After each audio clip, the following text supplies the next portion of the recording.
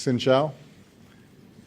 Thank you, President Quang, for your generous words, and let me thank you and the government and the people of Vietnam for the sincere welcome and hospitality that has been extended to me and to my delegation.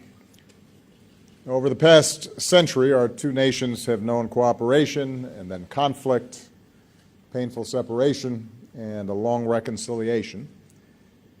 Now, more than 2 decades of normalized ties between our governments allows us to reach a new moment. It's clear from this visit that both our peoples are eager for an even closer relationship, a deeper relationship. And I was moved to see so many people lining the streets as we were driving into town today.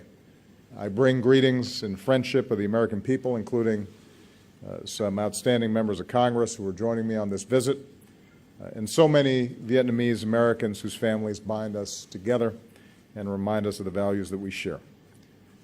I've indicated before that one of my highest foreign policy priorities as president is to ensure that the United States continues to play a larger and long-term role in the Asia-Pacific, which is vital to our security and to our prosperity. We believe the people of this region should live in security, prosperity, and dignity. In pursuit of this vision, we're more deeply engaged across the Asia-Pacific than we have been in decades, and that includes our comprehensive partnership with Vietnam. If you consider where we have been and where we are now, the transformation in the relations between our two countries is remarkable. Over the past 2 decades, our trade has surged nearly 100-fold, supporting jobs and opportunities in both countries. Since I took office, we've boosted U.S. exports to Vietnam by more than 150%. We're now the single largest market for Vietnam's exports. American companies are one of the top investors here. With our Fulbright programs, thousands of our students and scholars have studied together, and more than 13,000 young people across Vietnam are learning new skills as part of our Young Southeast Asian Leaders Initiative. Vietnam has become one of the top 10 countries with students in the United States. This year, we've welcomed nearly 19,000, the most ever. And last year, Vietnam welcomed nearly 500,000 American tourists to this country, and I will assure you that more are on the way. Our two governments are also cooperating more closely than ever.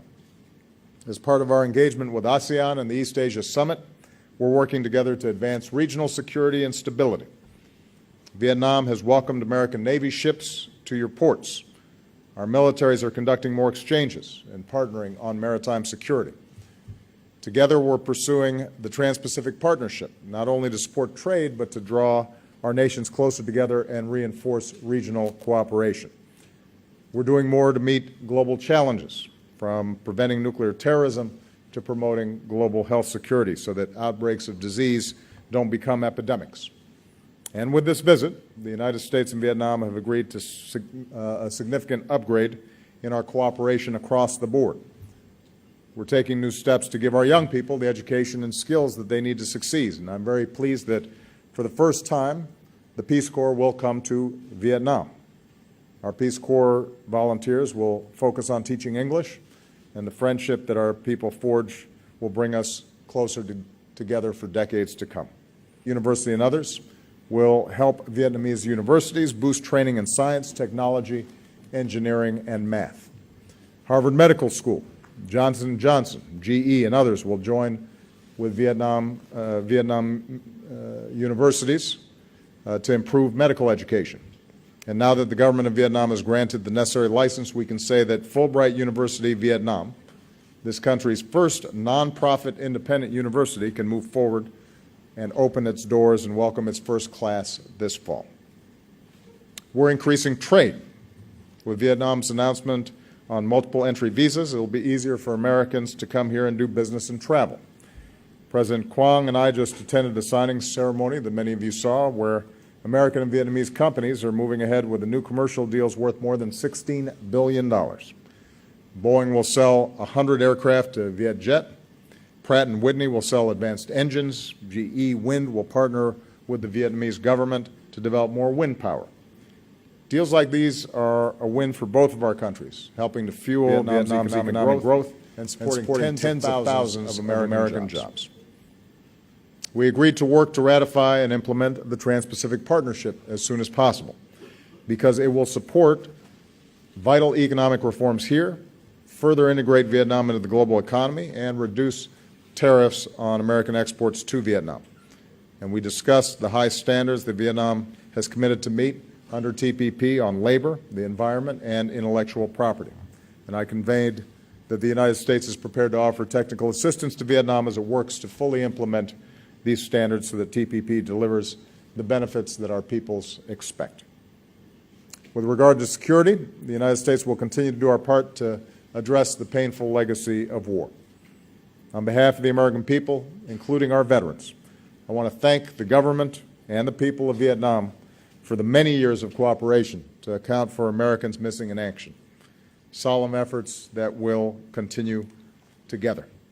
We'll continue to help remove unexploded landmines and bombs. And now that our joint effort to remove dioxin, Agent Orange, from Da Nang Airport is nearly complete, the United States will help in the cleanup at Bien Hoa Air Base. We've agreed to continue deepening our defense cooperation, including patrol boats and training for Vietnam's Coast Guard, and to work more closely together in responding to humanitarian disasters. And I can also announce that the United States is fully lifting the ban on the sale of military equipment to Vietnam that has been in place for some 50 years. As with all our defense partners, sales will need to still meet strict requirements, including those related to human rights. But this change will ensure that Vietnam has access to the equipment it needs to defend itself, and removes a lingering vestige of the Cold War. It also underscores the commitment of the United States to a fully normalized relationship with Vietnam, including strong defense ties with Vietnam and this region for the long term. More broadly, the United States and Vietnam are united in our support for a regional order, including in the South China Sea, where international norms and rules are upheld, where there is freedom of navigation and overflight, where lawful commerce is not impeded, and where disputes are resolved peacefully through legal means in accordance with international law.